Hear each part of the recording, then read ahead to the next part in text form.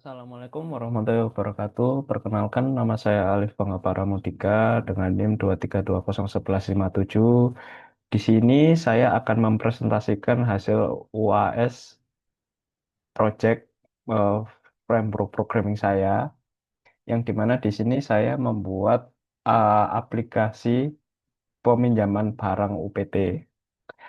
Tujuan utama aplikasi ini menjadikan peminjaman yang menjadikan peminjaman UPT yang biasanya kita datang ke UPT, terus kita ngomong ke masnya, Mas pinjam ini, itu di digitalisasi lewat online.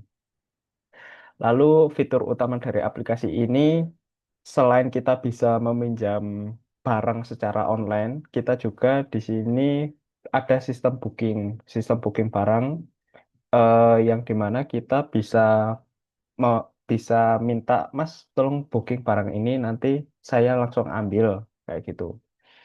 Terus untuk alasan pemilihan arsitektur di Kopelnya itu, alasan saya kurang lebih alasan pertama saya adalah efisiensi kerja sistem. Dengan arsitektur ini, backend hanya fokus pada logika bisnis, keamanan data, dan penyiapan API dalam format JSON.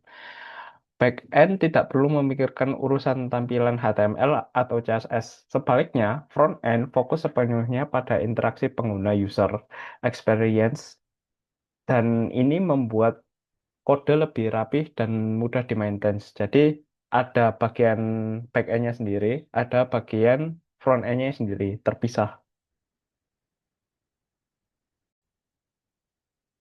Oke, masuk ke bagian demo aplikasi.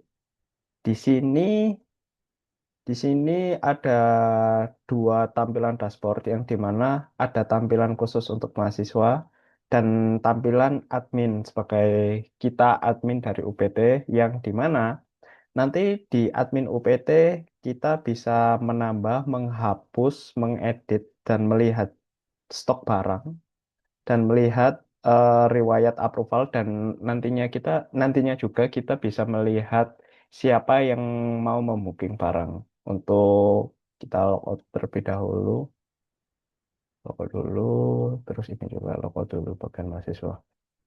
Oh ya, di sini juga saya menggunakan login dari Google, yang menggunakan OAuth, yang nantinya kita nggak perlu kayak mendaftar ke server UPT sendiri, tapi kita langsung login dengan akun Google kita.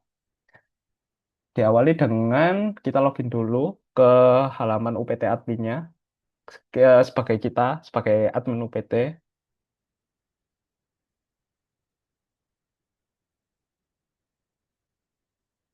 Oke, proses login. Terus di sini sebagai admin kita bisa melihat total jenis asetnya apa aja yang sudah masuk. Contoh di sini total jenis asetnya ada tiga. Ada monitor, penghapus, dan sapu. Terus sisa stok unit ini secara keseluruhan, stok dari monitor, stok dari penghapus, ditambah dari stok dari sapu. Terus ini juga ada tampilan barang yang sedang dipinjam, barang yang sedang keluar eh, dari gudang UPT. Anggaplah di sini kita menambah sebuah barang. Anggaplah keyboard. Keyboard kodenya mungkin eh Aula, eh keyboardnya mechanical. Kodenya ini di sini terserah, bisa angka random, terus mereknya Aula F75. Terus di sini kita bisa kayak menetapkan stok yang ada di gudang UPT itu berapa yang siap untuk kita pinjamkan ke mahasiswa-mahasiswa. Sini anggaplah 15, terus kategorinya di sini elektronik. Oke, berhasil. Keyboard udah masuk. Di sini juga kita bisa menambah kategori, eh mungkin kita bisa nambah kategori kayak menghapus alat tulis, alat tulis sudah, alat kebersihan, mungkin kabel, simpan, yang nantinya ketika kita menambah barang di tabel di drop down kategori udah tersedia kategori kabel. Oke, kita lanjut. eh di sini juga kita bisa melihat histori siswa siapa saja. Lebih tepatnya eh nama peminjam, barang apa saja yang dipinjam, terus statusnya selesai atau ditolak dari kita sebagai admin. Lalu setelah kita udah selesai di sini halaman admin, kita lanjut ke halaman mahasiswa. Untuk halaman mahasiswanya kita login menggunakan Google.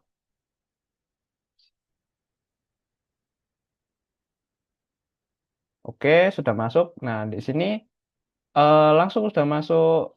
Saya langsung udah masuk menggunakan akun Google.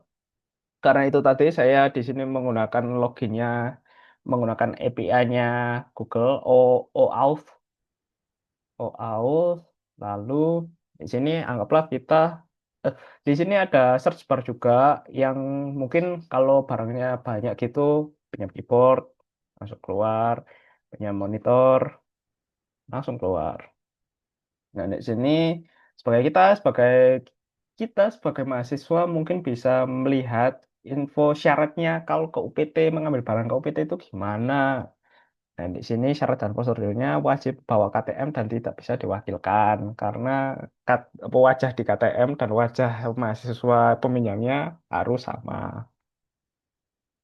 Terus di sini anggaplah saya di sini mau booking monitor.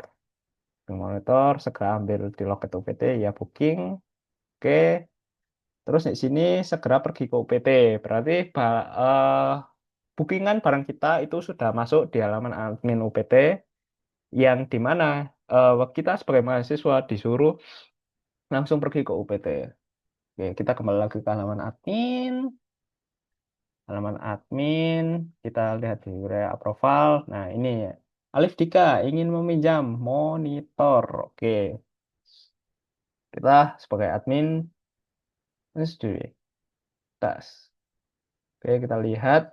Di sini ada riwayat transaksi peminjam Alif Dika, barangnya apa? Monitor satu sedang dipinjam, dan kita sebagai admin itu bisa di sini bisa mengkonfirmasi apakah barangnya sudah kembali atau belum. Di sini juga tampilannya berubah menjadi sedang dipinjam. Sementara itu, jika kita kembali ke tampilan mahasiswa, itu akan eh, men- berubah menjadi sedang dipinjam karena kita sedang meminjam monitor. Nah, terus di sini juga ada keterangannya unitnya berkurang satu, berkurang satu karena kita pinjam. Secara mekanisme eh, kita sebagai mahasiswa ya masih tetap sama pergi ke UPT untuk mengambil barang, cuma kita Mas, mengkonfirmasinya dari jauh, Mas, kita mau pinjam ini ya, yes. Kurang lebih kayak gitu. Terus ada ya barangnya sudah selesai digunakan, itu kita bisa kembali ke UPT mengambil KTM dan sebagai admin kita bisa mengkonfirmasi kedatangan barang tersebut kalau sudah kembali. Terus terima kembali, ya proses, oke. Di sini selesai. Di sini statusnya sudah selesai. Daftar asetnya kembali ke 30. Kembali ke 30. Terus di tampilan siswanya juga kembali ke 30. Kurang lebih untuk mekanisme mekanisme aplikasi yang saya jelaskan seperti itu. Oke, lanjut ke sesi penjelasan coding.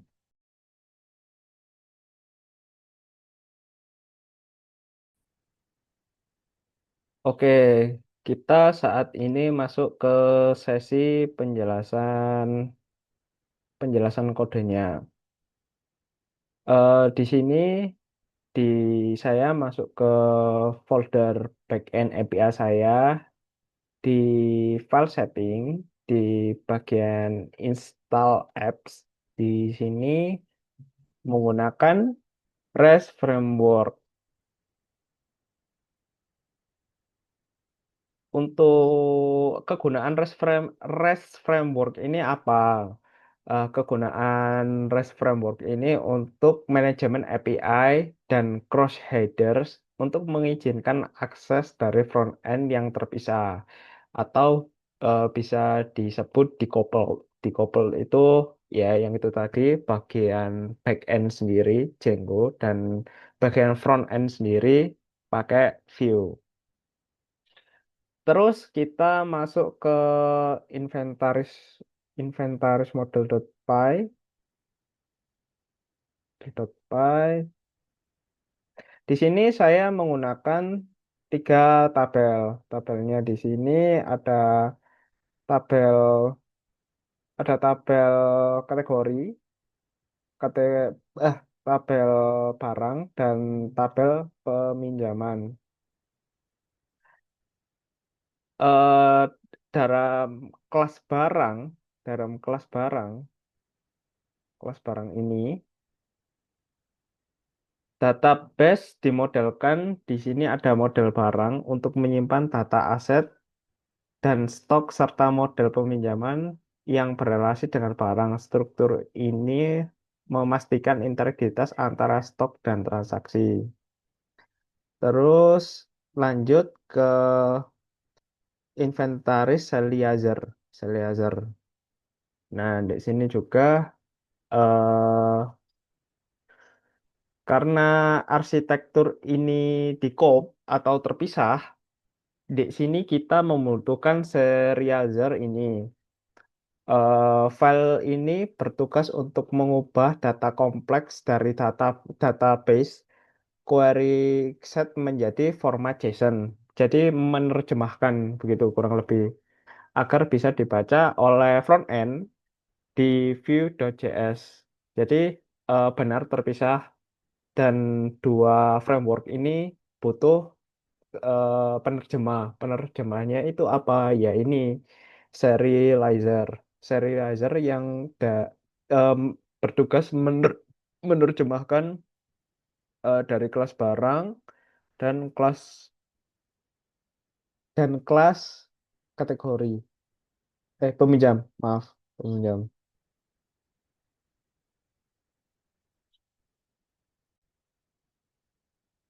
Oke, di sini kita lanjut ke alur kerja modulnya atau bisa disebut workflow modulnya itu bagaimana. Untuk workflow modulnya di sini kita masuk ke whereelse.py. Nah, di whereelse.py itu di bagian router sini. Nah, maksud dari di bagian root di bagian router ini adalah alur kerja dimulai dari URL. Di sini saya menggunakan default router. Untuk membuat endpoint API yang nantinya jadinya itu otomatis seperti API slash API barang dan slash API peminjaman. Jadi udah otomatis default gitu. Terus kita masuk view, ke view. Nah, sini ada di sini ada eh kita ke kelas peminjaman viewset, kelas peminjaman viewset. Nah, untuk kelas peminjaman viewset eh ini logikanya itu contohnya saat mahasiswa melakukan booking. Di situ kan eh logikanya ini kan logikanya pakai metode post. Metode post sistemnya otomatis mengecek apakah jumlah stok itu lebih dari nol. Jika iya, stok akan dikurangi satu dan transaksi disimpan. Jika tidak, request akan ditolak. Jadi di sini itu kurang lebih kita melihat stok barangnya itu ada atau tidak. Kalau ada lebih dari nol atau satu, itu ya udah stoknya itu dikurangi menjadi nol. Jadi kalau nol ya udah nanti requestnya itu ditolak. Terus di file yang sama di view.py di sini ada partial partial update. partial update.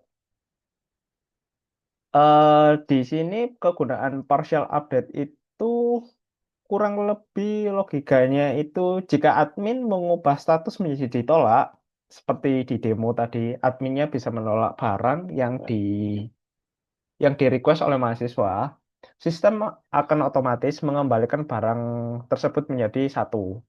Jadi eh, mahasiswa menyewa barang tersebut, membooking barang tersebut, terus menunggu konfirmasi dari adminnya, terus adminnya menolak barang tersebut, lalu stok yang ditolak itu kembali menjadi plus satu lagi. Kurang lebih seperti itu.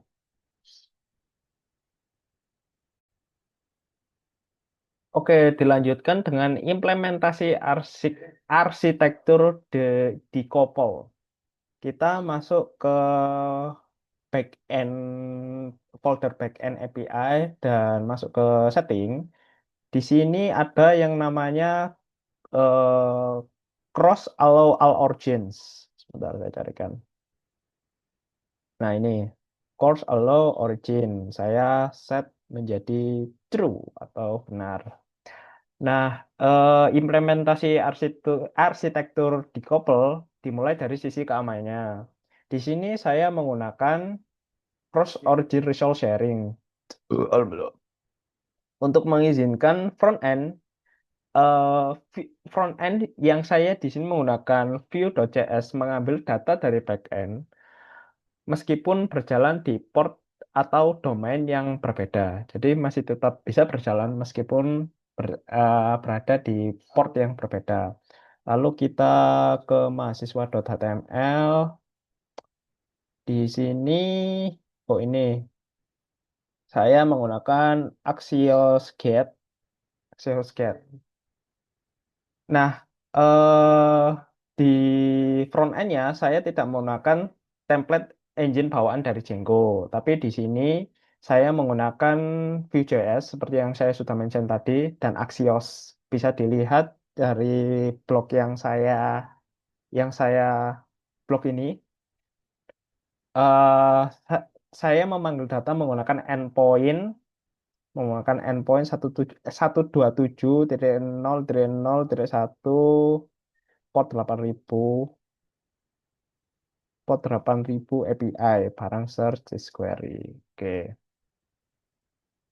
Untuk eh untuk kesimpulannya, dengan cara yang dengan cara ini, dengan cara yang saya implementasikan di arsitektur di Cobol yang saya jelaskan tadi, backend hanya fokus untuk menyajikan data JSON dan frontend hanya fokus untuk menyajikan tampilan UI, sehingga beban kerja server menjadi lebih ringan dan aplikasi lebih mudah untuk dikembangkan. Untuk penjelasan kodenya kurang lebih seperti itu. Terima kasih. Assalamualaikum warahmatullahi wabarakatuh.